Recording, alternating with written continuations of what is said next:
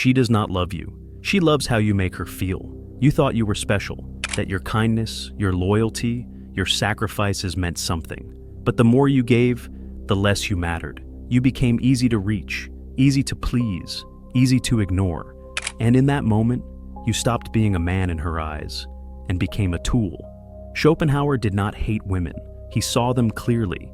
He called them a trap laid by nature, a biological illusion designed to enslave men through beauty, desire, and emotional dependency. From the way she tilts her head to the softness in her voice, from the moment she touches your hand to the tears she cries, it's not manipulation, it's instinct. Nature does not care about your feelings, and once you see the pattern, it becomes impossible to unsee. The pedestal you put her on, it was never real. The love you believed was unconditional, it was transactional. And this does not make her evil. It makes her human. Just as men have the instinct to protect, provide, and pursue, women have the instinct to attract, secure, and survive. But when you ignore this brutal truth, you hand over your power. This is not about hate. It's about seeing clearly. It's about waking up, because the man who remains blind to female nature will always suffer under the illusion of love. And this is the truth no one tells you. You see her across the room. Red lips, delicate features, soft, glowing skin. Your heart skips a beat. Your mind races. You think, she's the one. But that feeling, that intoxicating rush, it's not love, it's nature, it's instinct, it's biology hijacking your brain. Schopenhauer did not romanticize desire. He stripped it bare. To him, beauty was not a divine trait or a soulful connection. It was bait, carefully crafted by nature to pull you in, to trick you into service. The will to life, he wrote, uses the illusion of beauty to ensure its own continuation. In other words, that flawless skin, that hypnotic voice, that perfect curve of her smile. It's not for you. It's not her. It's nature, using her as a vessel to further its own agenda. That aching, desperate pull you feel when you see a beautiful woman, it's not sacred, it's not romantic, it's a trap. An ancient program written into your DNA, telling you to chase, to serve, to surrender, even if it costs you everything. Schopenhauer observes something deeply unsettling. What men call love is often just desire in disguise.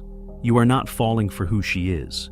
You are falling for what she represents: youth, fertility, softness, validation. And she does not even need to try. Her smile feels personal, but it's generic. Her charm feels unique, but it's biological. It's not deception, it's design. Let me tell you about Ethan. Ethan was a good man, loyal, kind, emotionally available. He met a girl who seemed perfect. He opened doors for her, listened to her every word, sent good morning texts every day. And for a while, she seemed to glow in his presence. He thought he had found his soulmate, but slowly things shifted. She became distant, less responsive, less impressed. The more he gave, the less she valued him. Why? Because Ethan did not understand nature. He thought attraction was about being nice. But nature does not reward nice. It rewards strength, unpredictability, power. Ethan was playing a game, without knowing the rules. Modern men are raised on fantasies, Disney love stories, rom-coms, Instagram captions about soulmates. But Schopenhauer believed this was all a dangerous illusion. Love is a metaphysical deception, he wrote. It makes us believe we are choosing freely, when in truth, we are slaves to the species. You don't fall in love, you fall into programming, that magnetic pull toward her body, that sudden sense that you would die for her. That's not you choosing. That's the will to life acting through you, making you a servant to reproduction. And her beauty, her sweetness, they are tools, mechanisms of survival, not conscious manipulation, but unconscious evolution. Schopenhauer said, "A woman's charm is the mask of nature, a mask worn only long enough to ensnare a man. And once the illusion fades, reality hits hard. Here's the tragedy. Men today mistake attention for affection. They confuse desire for destiny. They think being chosen by a beautiful woman means they are valuable, but in truth, it only means they are useful to her needs, her insecurities, her survival, and the second you stop being useful, the charm vanishes. You see, beauty attracts, but beauty doesn't commit. It does not owe you loyalty. It does not guarantee depth. Schopenhauer saw this with brutal clarity. Men live in a dream. Women are part of that dream. But the dream is not real. If you think this is just old philosophy, think again. Every time you obsess over her beauty, every time you pedestal her for being different, every time you imagine a future based on your feelings, you fall into the trap Schopenhauer warned about. You stop being a sovereign man and become a means to an end. You work harder, dress better, earn more, all to win her attention. And she does not even need to ask. Nature does it for her. Her beauty speaks louder than words, and your instincts, blind, ancient, and powerful, obey without question. So, what do? You wake up. You detach your worth from her attention. You stop treating desire like destiny. Schopenhauer never said love was impossible. He said unexamined love was dangerous. When you understand what's behind your desire, you reclaim your power. You stop chasing illusions. You stop serving instinct. And you start seeing clearly. You can admire her beauty. You can respect her nature. But you must never worship the illusion, because once you do, you become the prey. So, why do men fall? Why do they kneel? Not just to beauty, but to the illusion behind it. The answer is not simple. It's not just biology. It's psychology, evolution, and centuries of romantic delusion, all pulling strings, until the man becomes the puppet. Let's break it down. From the moment you are born, the world starts programming you. Disney shows you the damsel. Hollywood gives her a halo. And every song, every fairy tale, every tragic romance tells you the same lie. If you love her enough, you will be enough. This is where the trap begins. Idealization. You don't see her. You see a fantasy wearing her face.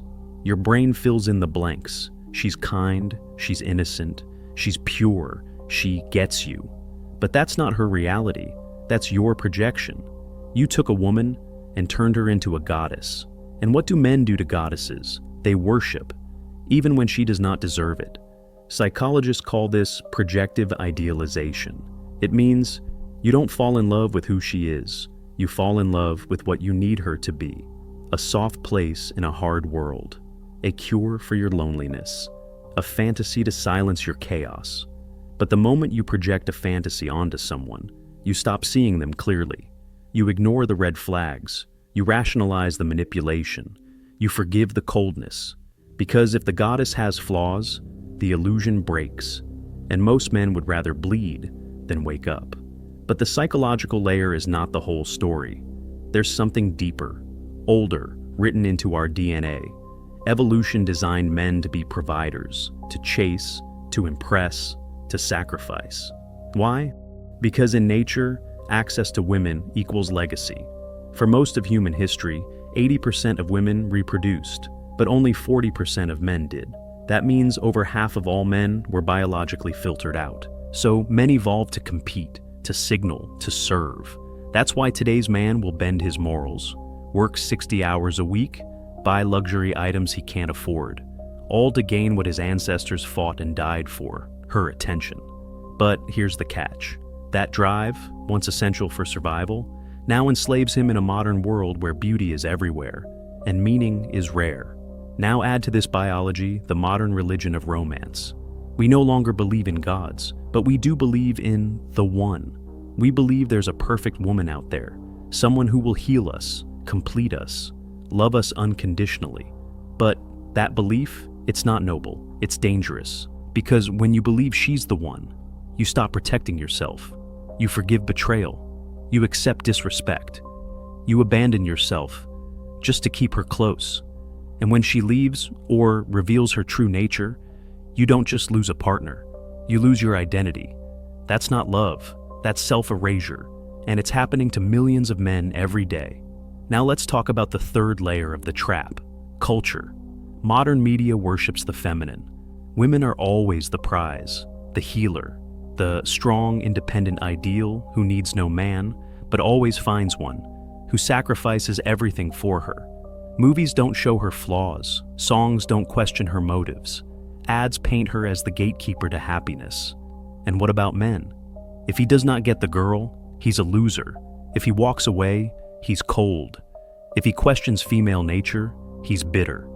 This is how media rewires male desire, not toward strength, purpose, or brotherhood, but toward validation through female approval. It's not just manipulation, it's mass hypnosis. And most men are too deep inside the dream to even notice. Still think this is just theory? Let me show you how this trap played out in real history. Napoleon Bonaparte, a man who conquered half of Europe, was utterly enslaved by a woman named Josephine. Despite her countless affairs, despite her coldness, despite everything, Napoleon kept writing her love letters. He went to war with her name on his lips. He lost battles and his sanity, chasing her ghost. The man who broke kings was broken by a woman, not because she was evil, but because he projected power onto beauty. He forgot that even the most glorious rose has thorns. Let's be clear, women are not evil, they are not monsters. They are responding to nature just like you are. But the problem is this: when men don't understand this dance, when they misinterpret feminine behavior through the lens of fantasy, they destroy themselves trying to earn love that was never meant to be earned. They give and give and give until there's nothing left of them but a hollow man with a broken dream. So, how do you escape? You stop worshiping, you stop projecting, you kill the illusion before it kills you. You see her beauties but not as salvation. You hear her words but not as gospel. You accept her nature but don't build your life around it. When you do this, you break the spell. You reclaim your mind. You rebuild your instincts. You become a man with clarity in a world drowning in delusion. Schopenhauer once said, "A man can be himself only so long as he is alone." And when it comes to desire, that solitude, that clarity, that brutal awareness might be the only thing that saves you. Arthur Schopenhauer did not believe in romantic love, at least not in the way you have been taught to. He did not write poems about soulmates. He did not fantasize about unconditional love. Instead, he tore off the mask and exposed the cold machinery behind the most intoxicating feeling in the world. In his words, love is the ultimate deception of the will. A man believes he's pursuing happiness, but he's merely a tool. A tool for what? For nature, for biology, for the survival of the species, not the happiness of the individual. Let's unpack this. The will. The master. You never see. At the center of Schopenhauer's philosophy is the concept of the will, an invisible, blind, and relentless force that drives all life. You don't choose your desires. You don't choose your attractions. You don't even choose your goals. You are compelled. The will lives beneath your thoughts, beneath your personality. It does not care about your dreams. It only cares about one thing: reproduction. And love, that beautiful, poetic, heart-wrenching experience, Schopenhauer called it the cunning trick of nature, a hallucination created to trap men and women into serving the will. You don't fall in love. You are pushed. You think you fell in love because of her personality, her laugh, her vibe. But Schopenhauer says no. You fell because the will saw potential genes. You fell because your subconscious calculated her body's ability to bear children, because her facial symmetry triggered ancient reproductive instincts, because her scent activated parts of your brain older than civilization itself. It was not romance. It was biology dressed as magic. And what makes it more brutal? The illusion feels real. It hijacks your thoughts. You write poetry, you make promises, you fight for her. But from the will's point of view, you are just a pawn executing code. Why she becomes the obsession. You ever notice how falling in love makes you irrational? How you can't stop thinking about her? How her voice, her approval, her absence dominate your mind? That's not weakness, that's design. The lover is never free, Schopenhauer wrote. He is driven, not by choice, but by command. You don't love her because she's special. You love her because nature needs you to. Because if men did not fall obsessively, species would not survive. So evolution created a drug, a psychological cocktail so potent it could override logic, ambition, even dignity.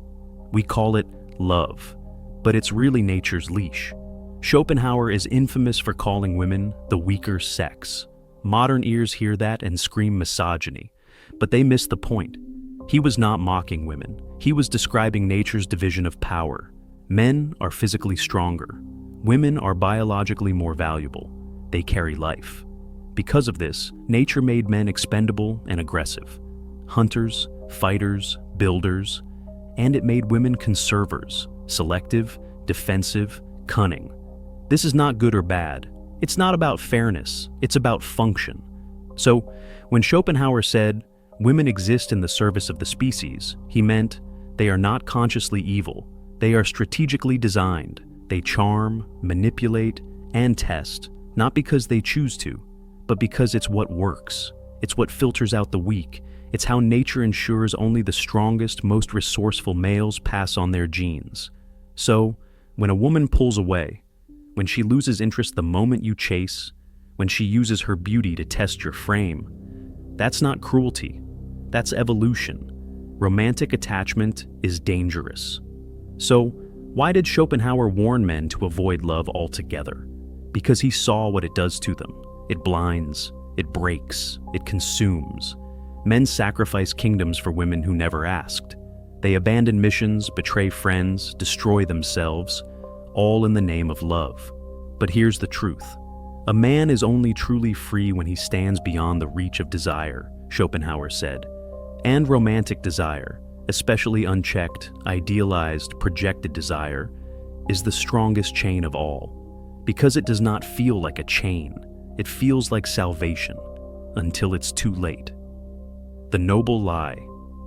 So here's the brutal truth. Love, as we know it, is not noble. It's not divine. It's not a reward for being a good person. It is a mechanism, a system, a program that uses emotion to enforce biology. And once you see it, once you understand that the butterflies, the obsession, the heartbreak are all features of the trap, you stop being a victim. You can still feel love. You can still be moved by beauty, but you will never again be enslaved by it. Most men live their entire lives worshiping a lie. They chase women hoping to find meaning. They offer themselves on the altar of romance, hoping to be chosen. But once you understand Schopenhauer, once you see love not as a blessing, but as a design, you don't hate women. You don't withdraw from life. You simply become free. You see her beauty, but not as truth. You feel your desire, but don't obey it. You understand the game, but choose your own path. That is the beginning of masculine clarity, of power, of peace. To marry is to have one's rights and double one's duties, Schopenhauer once said, with a smirk. Not because he hated love, but because he understood it. And now, so do you.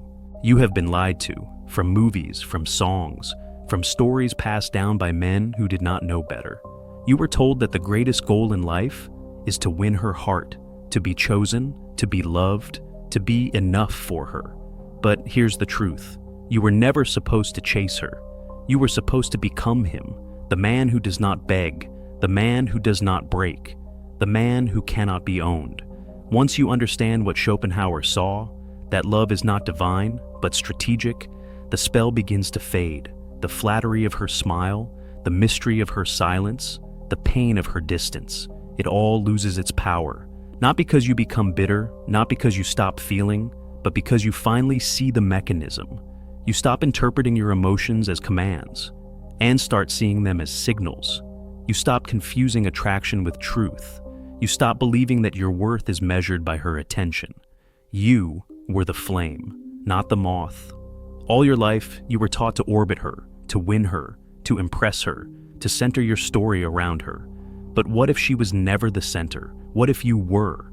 The masculine spirit, when undistracted, builds empires. It writes books, fights wars, shapes reality.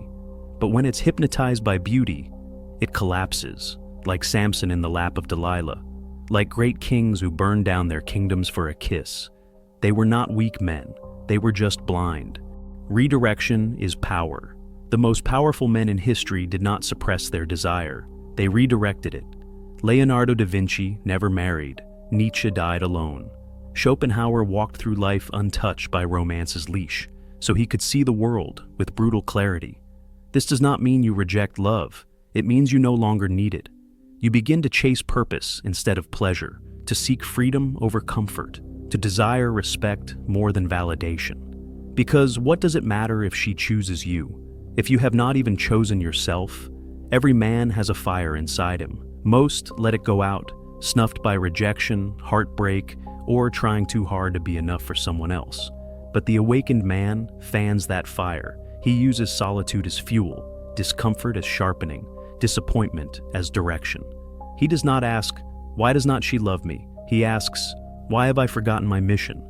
Because once your mission is clear, everything else aligns. Women notice, people respect you, and more importantly, you respect yourself. Don't hate her for being what nature made her to be. She is instinct. She is selection. She is the test, not the prize. Your enemy is not her beauty. Your enemy is your blindness to it. Your belief that she owes you something for your goodness. She does not. Nature is not fair. It's strategic. And your freedom begins the moment you stop demanding fairness and start building power. You are not meant to be understood. You are meant to be feared. Schopenhauer saw it before most men ever dared to. The more a man is intelligent, the less he is understood by women. You were not born to be liked. You were born to be unshakable. A man who does not move because she blinked differently. A man who does not fall apart when she pulls away. A man who does not need to prove himself because he knows himself. That's the man who becomes untouchable. Not because he's cold, but because he's clear. Here's the part they don't tell you. She was never thinking about your feelings.